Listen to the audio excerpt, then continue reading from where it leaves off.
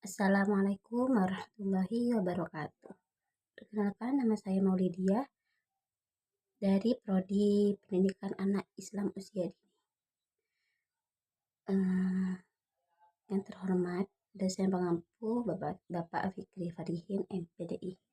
Di sini saya akan menjelaskan tentang materi yang ketiga, yaitu dari hadis sahih, hadis hasan, dan juga hadis doif.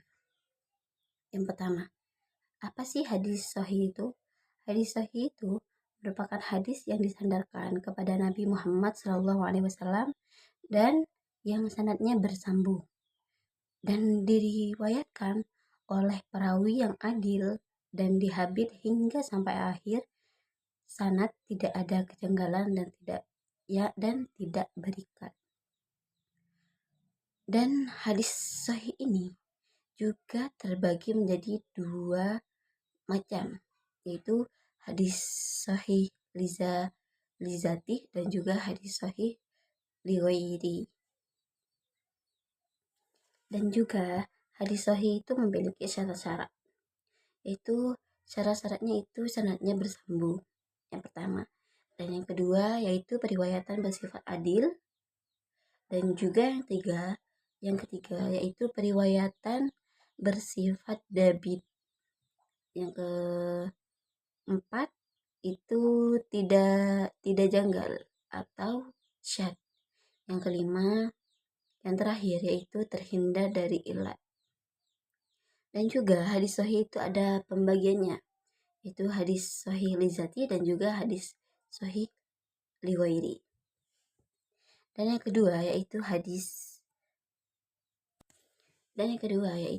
hasan. Apa sih hadis hasan tersebut? Hadis hasan itu merupakan hadis yang dinukilkan oleh orang yang adil, yang kurang kuat ingatannya, dan juga yang muttasil sanadnya, dan juga tidak cacat dan tidak ganjil. Terus di sini hadis hasan juga memiliki syarat-syarat, yaitu yang pertama, para perawinya yang adil. Dan yang kedua, kedabitan perawinya itu di bawah perawi hadis sahih. Dan yang ketiga, sanad-sanadnya juga bersambung. Yang keempat, tidak terdapat kejanggalan atau syadz.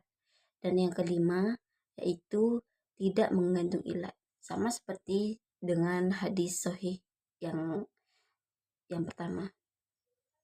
Dan juga hadis hasan ini juga memiliki pembagian, yaitu sama hadis hasan lizati dan juga hadis hasan lighairi. Yang ketiga ini yaitu hadis doif. Apa sih hadis doif?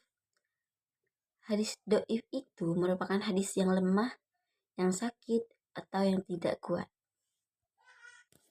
Dan juga hadis doif itu hadis yang di dalamnya tidak terdapat syarat-syarat dari hadis sahih dan juga dari hadis hasan. Atau dapat juga diartikan hadis doif ini yang kehilangan satu syarat atau lebih dari syarat-syarat dari hadis sahih dan hadis hasan tersebut. Ya, di sini menyimpulkan hadis sahih dan hadis hasan itu sama, cuma ada beberapa yang tidak sama. Sedangkan hadis doif itu tidak ada yang sama